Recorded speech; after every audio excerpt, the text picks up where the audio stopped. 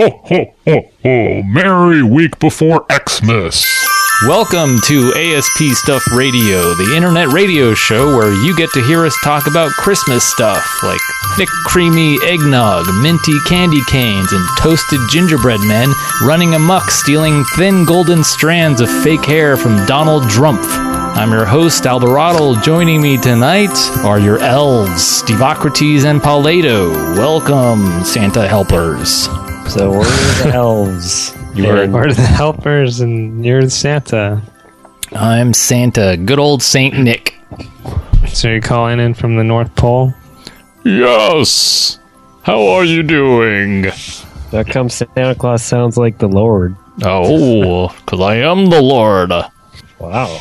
Did you know that I used Xmas instead of Christmas? That's not appropriate. Xmas sounds satanic. But I have some interesting news to share. It turns out that the first letter in Greek for Christ is chi, and in the Roman alphabet, chi is symbolized with the letter X. So therefore, Christians no longer need to get their holy knickers in a twist. Yeah, and So no politics for this episode because It's all about Christmas. just Christmas. We're all in the spirit of joy. Yeah. we don't want to talk about rust belters Nah, enjoying their no. inhaling of coal dust. No, we're not going to talk. That's their Christmas gift.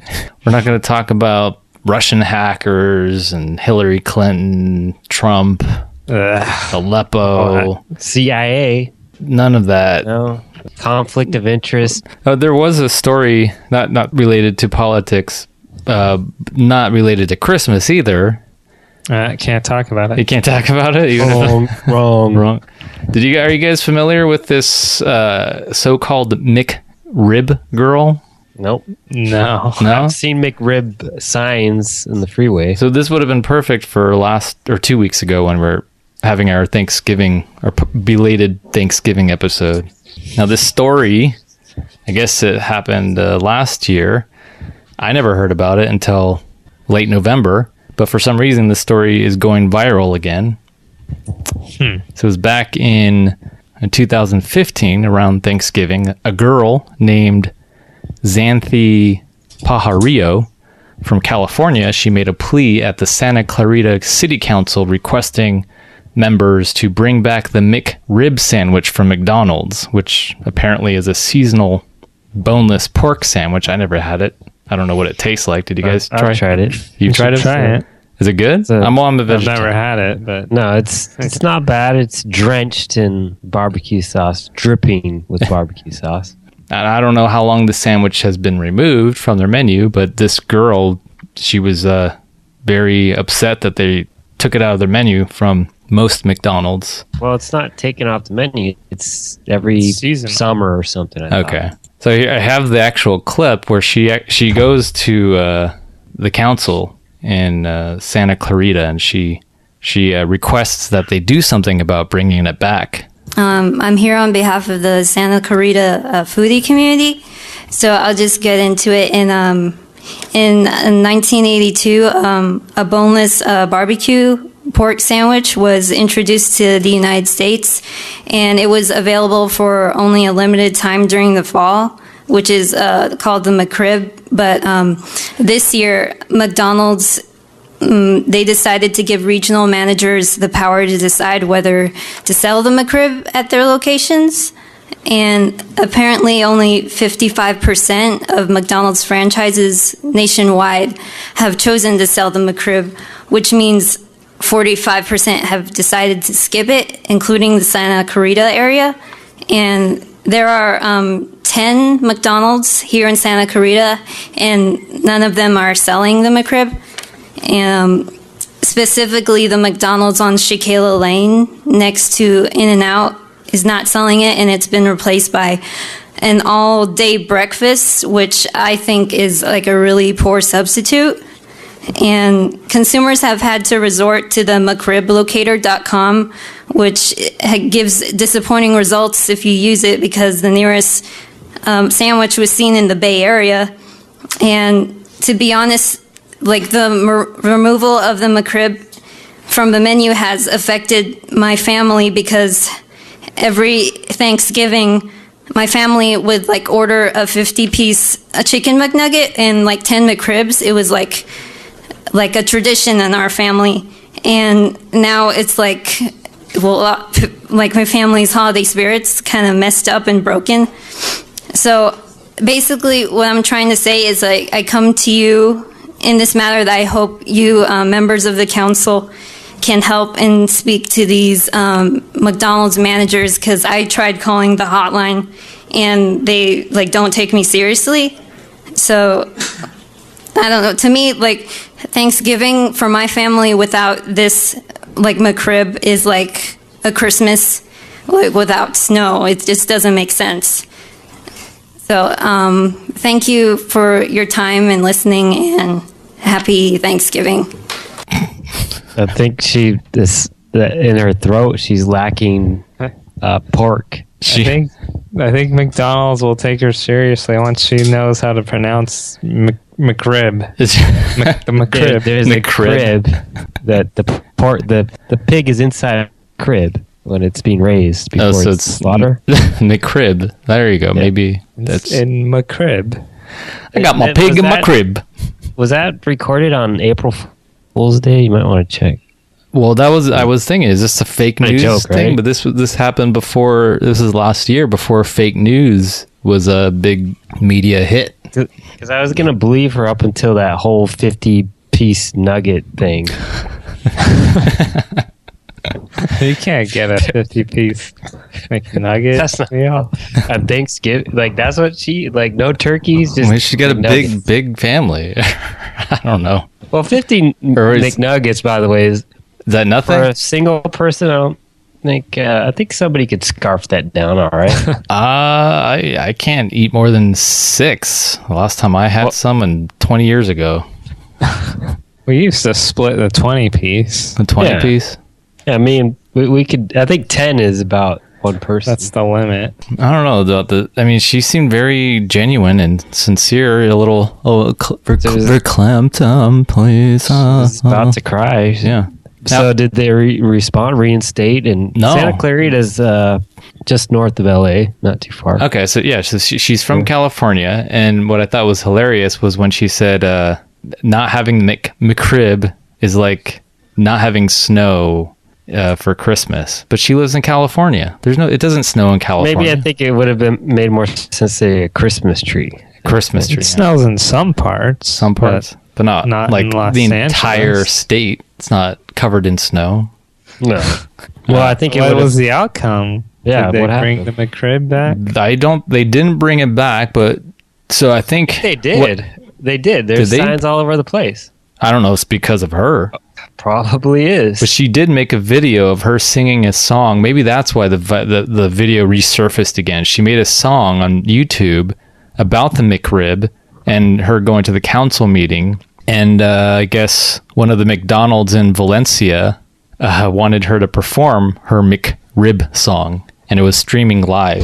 'Cause we've got McRib blues, and we'll do what it takes to bring it back on the menu. 'Cause we have a right to eat what we like.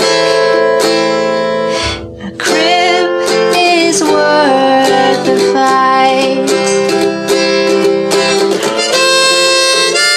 This is ridiculous. I mean, just think that if young kids can plead for trivial things like bringing back the McRib at a council meeting, then this should inspire people to make pleas for more important social, political matters. Explains these lame signs I've seen all over the place about McRibs. It's back. I guess it is back. Okay, it's back then. So she made a difference. See? Yeah. It did. Now, why can't people have this much emotional energy and dedication and passion towards humanitarian issues like world hunger?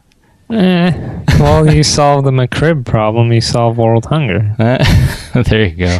That's correct. Yeah, that sounds like the Jerry Seinfeld logic. Yeah. You can all have McRibs. Have your damn McRibs. My pig and my McRib. That makes a difference, crying about your McRib, but I guess crying about what your electoral college will vote for will not. But Yeah, why? I digress. Yeah, we can't talk about politics. No. I shouldn't have talked. Wrong. Wrong. No, you can't even say that. Is that political? Yeah, Yeah. it's the reference to Plato. Plato. Ooh. Drumpf. Comparing Plato and Drumpf.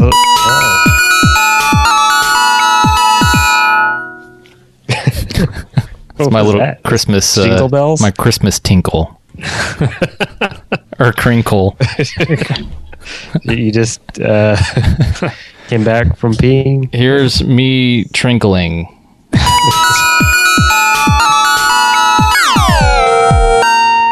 Sounds I pain- mixed it up. passing a kidney stone. So we each had an assignment was it 2 weeks ago? We had to do some thorough investigative research on the nature, exhaustive research on the nature of eggnog, candy canes, and gingerbread cookies. I think Paulato had the candy cane assignment. The candy cane. And So we were supposed to look up the history of these different holiday treats or items. So for the candy cane's sort of a mystery. There's a lot of theories or myths out there about what the origin of the candy cane is. One of the biggest myths out there is that it was started in like the 1600s by a German choir master. 1670, a choir master at Germany's Cologne Cathedral.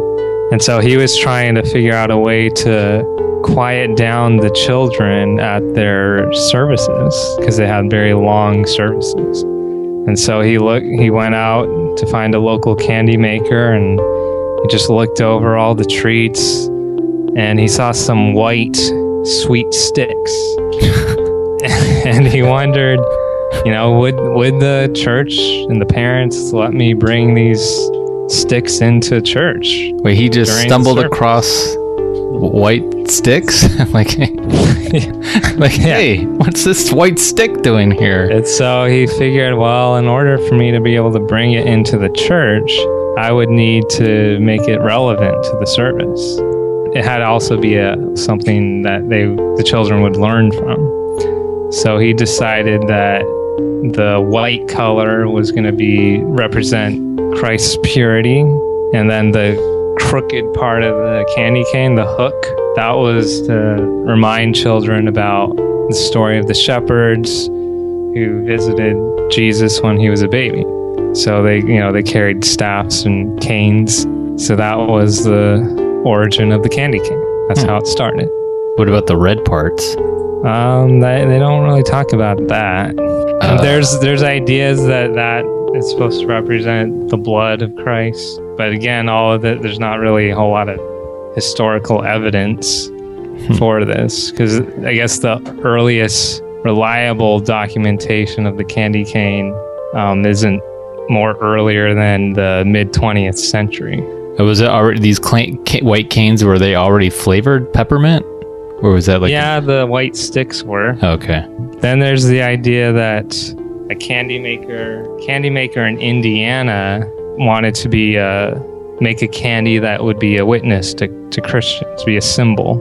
And so he again started with a white stick, and that was going to symbolize the virgin birth, Jesus' sinless nature, and it was going to be hard to symbolize the solid rock and the foundation of the church and the firmness of the promises of God. So it was a very symbolic candy. And he made it in the form of a J to represent Jesus' name. Jesus. And of course, the staff, shape of a shepherd's staff. So it was very symbolic.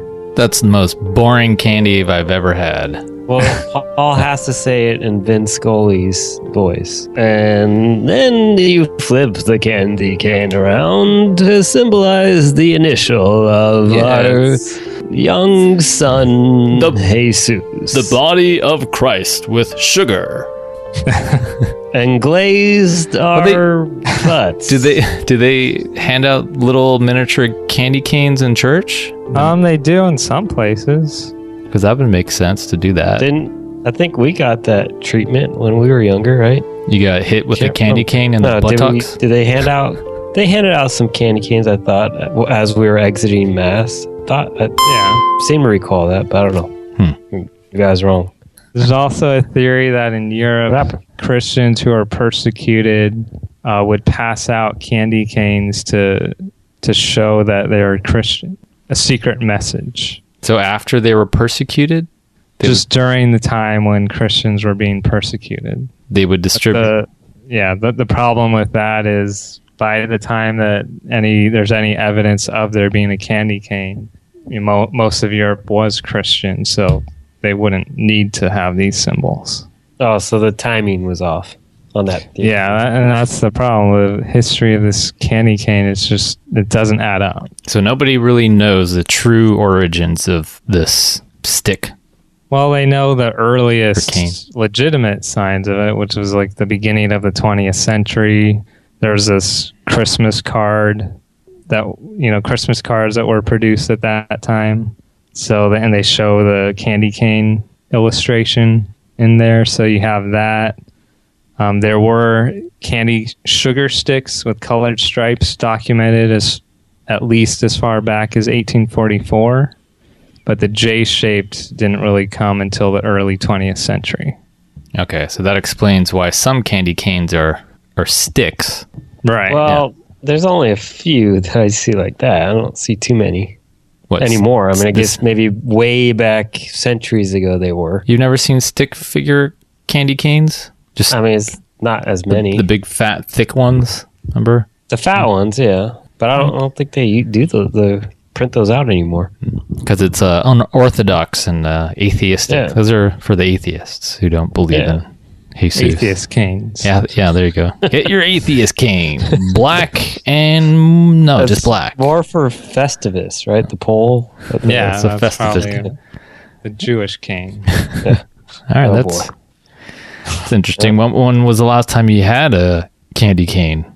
Did you have one after doing your research? Did that inspire you to go buy some? No, it actually doesn't sound... The candy cane, for some reason, doesn't sound very good. Nah. I liked the fruity ones better than the peppermint ones. Yeah. Oh. Those tasted good. I just haven't had one in probably 10, 12 years. The candy cane industry is like $1 billion industry. Yeah, there's this one factory that makes like $1.5 million every day. What?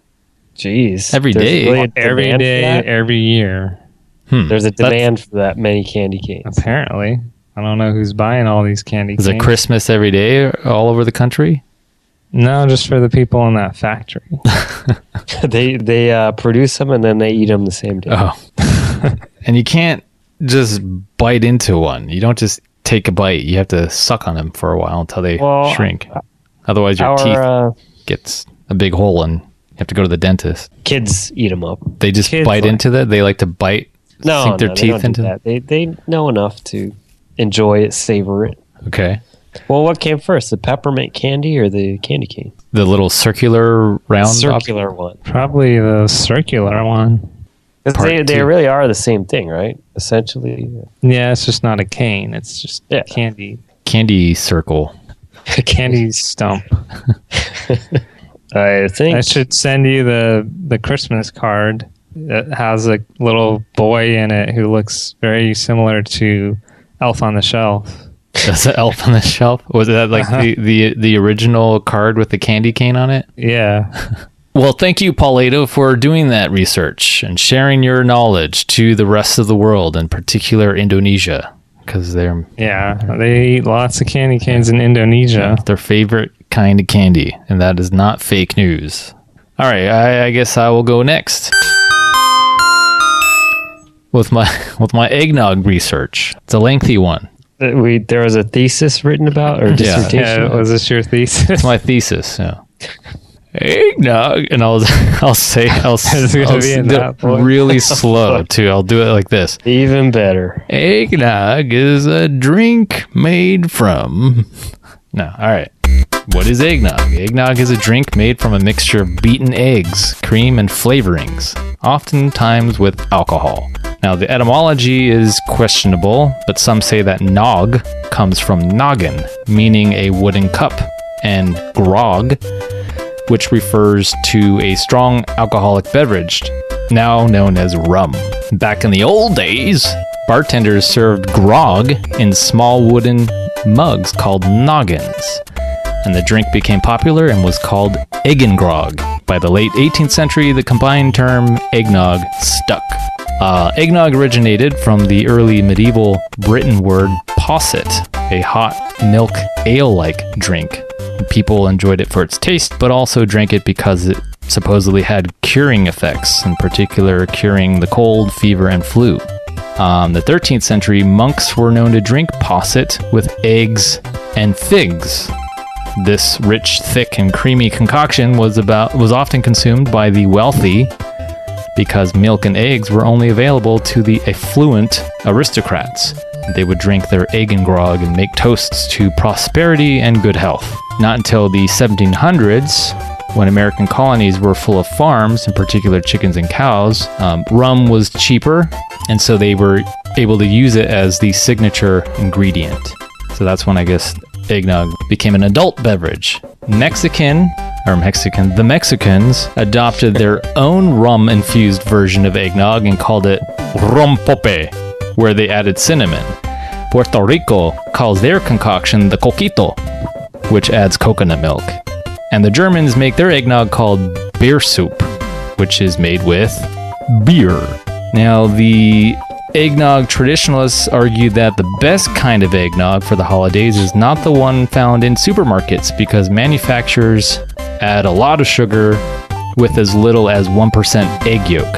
So you're essentially drinking milk with tons of sugar and artificial flavoring. So to experience genuine eggnog, you need to make it at home. Now here's an interesting fact. George Washington, our alleged first president of the United States. Alleged? Yeah, there's presidents before him. George Washington loved eggnog and even created his own famous, quote, heavy on the alcohol, end quote, eggnog recipe. So I have the recipe right he's a here. drunkard. I have George Washington's recipe for eggnog right here. So all you listeners, write this down. Or I could just post it on the website. 1 quart cream. George Washington sounds like the Lord too. Yeah. What the hell? 1 quart cream, 1 quart milk, 1 dozen tablespoons sugar, 1 pint brandy, half a pint rye whiskey, half a pint Jamaica rum, 1/4 pint sherry. Mix liquor first, then separate yolks and whites of eggs. Add sugar to beaten yolks. Mix well. Add milk and cream. Slowly beating. Beat whites of eggs until stiff and fold slowly into mixture. Let set in cool place for several days, then taste frequently until you get drunk off your ass. No, I didn't say that last part. Yeah. He had his own chef show, like Julia Childs. Yeah. So it's pretty much alcohol With some egg in it. No, it's a pretty extensive recipe. It is. It's a famous. He doesn't just add a shot of rum. He goes. No, he goes bottles of liquor. He just got back from Jamaican rum. Imported rum from Jamaica. I think they say that the alcohol was to preserve the eggs. Okay, yeah, it was for preservation. Oh, that makes sense because notice the recipe doesn't specify how many eggs, but according to historians, they believe that cooks at the time or from that era, they would have used, or it was common to use, a dozen or more eggs per cup. So that makes sense. If you're gonna have a dozen eggs or more, then you need tons of alcohol to preserve it. I think every Christmas they used to make batches and batches. We tried making it a couple years ago. Uh-huh. It turned out to be one of the nastiest things ever tried. It coagulated, right? Like, what was it? Just like drinking? Did you have? Maybe you did try it. Did I try it? I don't remember, but it was I think pretty I gross. looked at it and I was hesitant. Does it smell like raw egg? Pretty much. It's just like That's nasty. liquefied eggs. I think I'd prefer the supermarket version. No wonder the supermarkets changed things up a little bit. Well, Maybe we didn't add alcohol. Maybe that was the problem. Add Like a whole gallon of brandy. that seems to be the main signature ingredient of eggnog: alcohol, ale, beer, liquor, or whatever. And I think back in the day, like in George Washington's day, they probably didn't have to beat it. They would just drink the yolk as is. Adds the hair on your chest. Yeah. They didn't have any blenders, so they just cracked it open and Maybe a sprinkle of cinnamon, like a pinch of cinnamon. why even mix it? Just crack an egg, swallow it, and then drink your beer. There's your chaser, Mix it your with liquor. alcohol. Just a little bit of milk, and then That was called instant eggnog. Instant eggnog, yeah. You have your glass of whiskey, and then you just crack an egg, put it in there, and drink. Right in. There's your eggnog. Egg, and It's grog. easy. Well, you don't even have to think about it. Just have an egg ready to go. I have two more tidbits related to debauchery and this alcoholic eggnog beverage. So the first, in 19th century Baltimore, it was a custom for young lads to go from house to house on New Year's Day, making toasts to random people with their heavily infused spirited eggnog. And the challenge was to finish one's rounds still standing. Seems like a fun game. Go around drunk, toasting strangers' homes. And then finally, there was the famous Eggnog Riot, which took place on Christmas Eve in 1826 at West Point Military Academy, where Colonel Sylvanus Thayer prohibited the possession and consumption of alcohol, among other things. And because of the holidays, the cadets decided to protest by smuggling in gallons of whiskey from local taverns to spike their thick, creamy eggnog. Hell broke loose and everyone was drunk, breaking windows and furniture, destroying dishes, cutlery, and fights broke out. And one eggnog intoxicated cadet tried to shoot his commanding officer, but luckily failed. And most of the cadets were expelled after this incident of egg and grog debauchery. Are you sure this isn't a prediction of next year's Christmas? Yeah, Probably, yeah. Trump's going to say, go out there and drink your grog and egg. Oh, well, this is because they banned it. They try to ban their... Yeah, this is what happens eggnog. when you prohibit alcohol. Well, I guess this was for a military academy, so... But people are that obsessed with their eggnog. So that's my all right. story of eggnog. Egg and I just grog. don't know how you get from alcohol to egg. I don't know if the history discusses that, but how do you going from I'm drinking my scotch and I need an egg with it. But we'll never find out. We'll never know. That just is just one of those things that people did. All right. So, all right, what tinkling. do you have with your... So, are you satisfied with the eggnog story, or... Yes. Again, I just don't know how the egg got to the rum. Well, Maybe it was during breakfast. this is what happened. Here's the true story of eggnog. You know all the right? I'm going to give you true the post story. Truth. So Billy Bob and Jim Schmim were on the farm back in 1233, and they got in a big fight. And this is while they were getting eggs out of a chicken coop, and Jim insulted Billy Bob and called him an egghead. And Jim grabbed an egg and smashed it on his face, and he got really upset. And then he grabbed a whiskey bottle, smacked it against the other guy's face. They threw eggs at each other and whiskey all over the place. And then they got a cow and they started squeezing the cow's nipple and getting milk. And they got egg and milk and whiskey mixed all over their face. And like, oh, this tastes pretty good. Let's make our own concoction and call it egg and grog. And that's the story of I think eggnog. that's probably really close to what actually happened. Or not. Oh, it becomes myth. Yeah. All right, so let's hear your gingerbread house or man.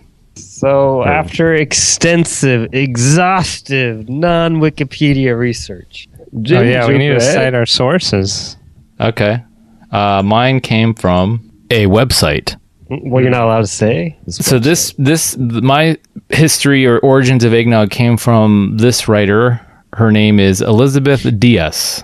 She seems On the website reputable. time.com. I'm assuming that's Time Magazine. reputable. Paulato, your source? Snopes.com. Snopes. They're Mythbusters. And my version of the eggnog history is from Alberotle.com. Okay, reputable. All right, so let's hear So your... my source is en.m.wikipedia. Sounds like a bunch of gibberish. O-R-G. Ingapungting.org.com. Yes. Gingerbread dates from the 15th century, and figural biscuit making was practiced in the 16th century. Figaro?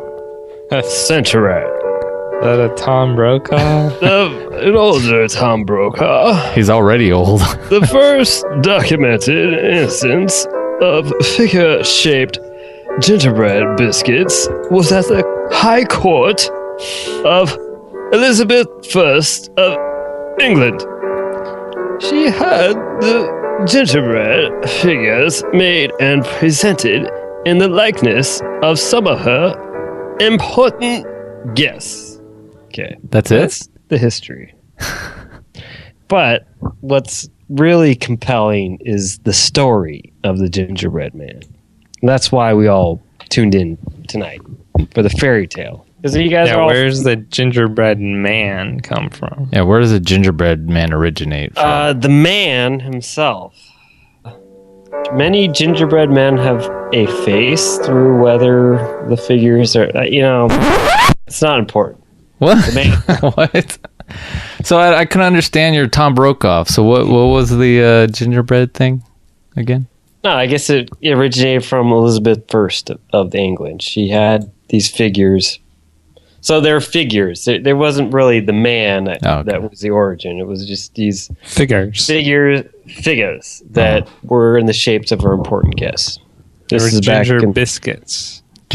biscuits, okay. Yeah. All right, so let me read off from this this YouTube video. Apparently, this is a violent, dark history of gingerbread cookies.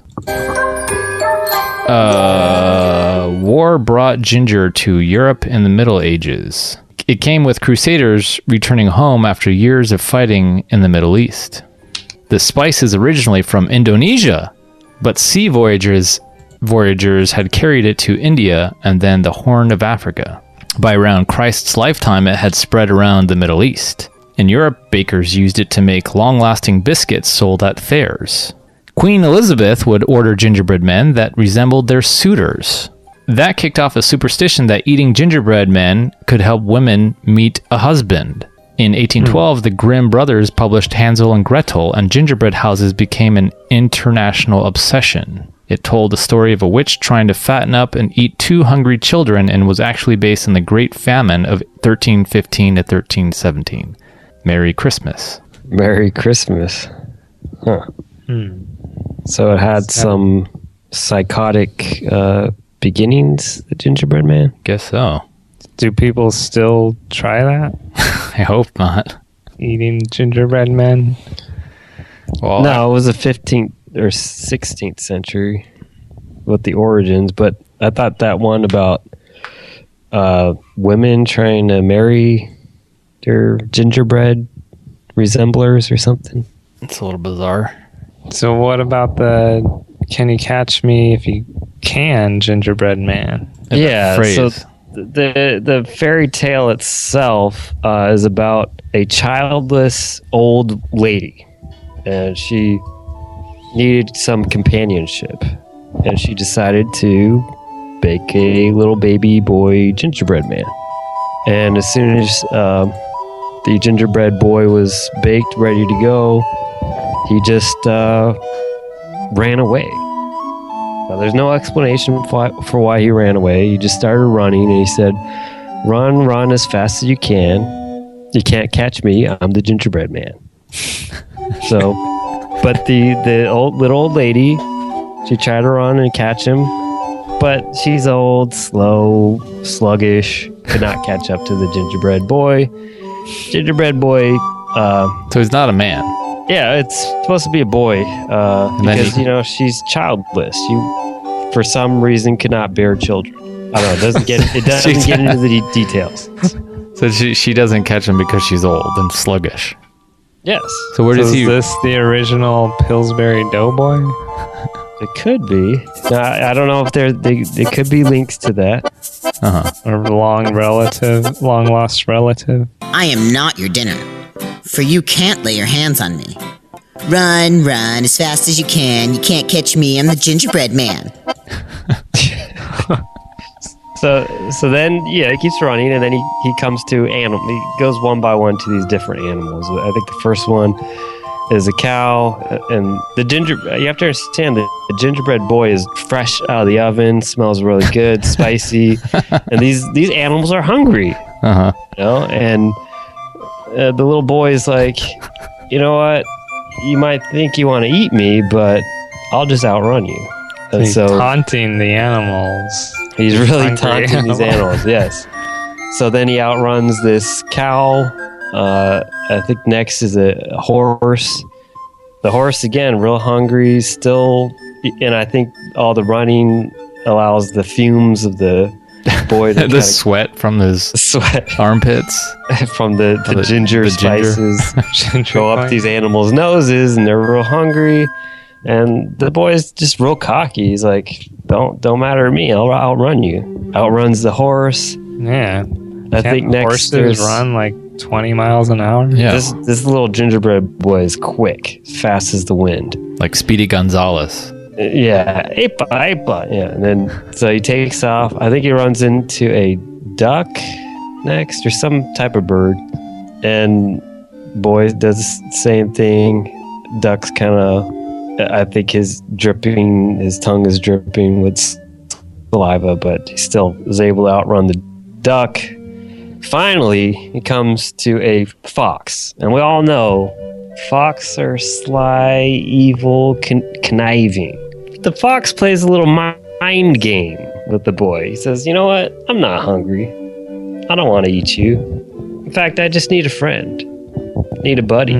And he's like, you deserve a little bit of a rest. Looks like you've been running around a lot. Hey, take a load off. Let's take a walk. They go ahead and take a walk. They come to a river. Gingerbread boy doesn't know. He doesn't know how to swim. Okay. In fact, if they probably got in the water, he'd probably start to melt or something. You're like, It's soggy. yeah. Sog. And so the fox is like, you know what? I'll do you solid. You can ride on my tail. Go ahead, ride on my tail. I know how to swim. I'll get across this river. And then the fox, he's slick. He's like, you know what? You're getting heavy on my tail. Come up on my back. Be a little bit more comfortable for both of us. Gingerbread boy's like a little gullible, All right, cool. Ride on the back. Then the fox is like, you know what? My back is starting to ache. Come up on my nose. Be all right. Be okay. We'll get a little bit better view of the river. Stupid boy. Pretty sly, pretty clever. Stupid boy though goes up on the nose. As right before they're to get to the other side, the fox just flips his head up, and down comes the gingerbread boy into his mouth.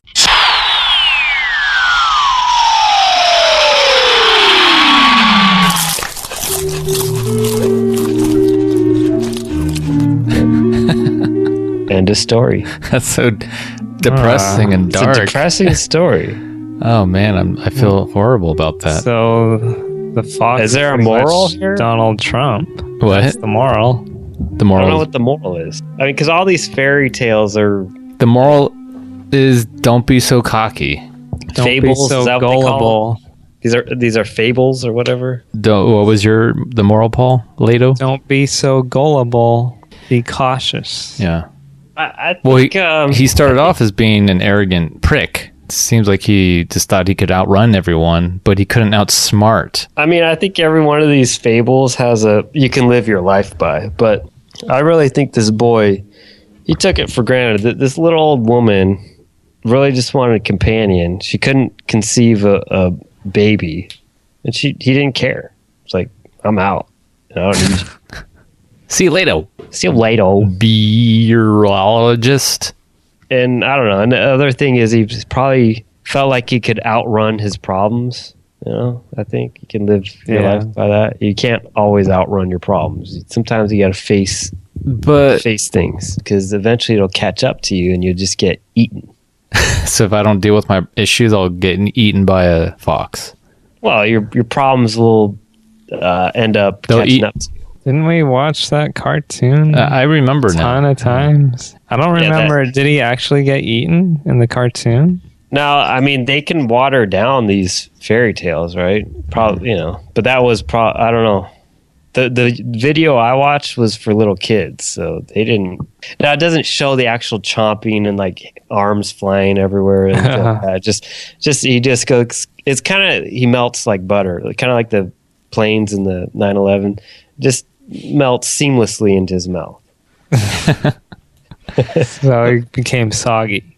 Just goes right through into the mouth. There's a webpage of the Gingerbread Man teaching children philosophy, and there's questions for philosophical discussion. Why would the Gingerbread Man trust the fox? Well, because he's cool, and I mean, he was pretty slick with what he was saying. You know, hey, you seem tired, take a load off. You know, Well, he told him he wasn't going to eat him. So he lied to him. So he lied to him, and then he believed the lie. It's kind of like the mainstream. No politics. Not going to get it. But I'm telling you that it's got some good life lessons in that little fairy tale. Don't be gullible like this gingerbread boy. I had some Trump references, but I'm not going to say them. Just give one. Give one. So it seems like the fox represents Donald Trump. Does the fox have a toupee? Yeah. No, he's just red. He's red and orange. It is red and orange. He's deceptive, duping the masses, and then before you know it, he says, "Hey, everyone, get on my nose or my toupee," and then gulp. And then the flap of the toupee opens up. It's like a Venus flytrap. And then it snaps shut. You get trapped in his sticky, gross, nasty hair. Orange goo. Should we close out with a game of word speak? Word sneak. Time to play a game of word speak. I mean word speak. Word speak.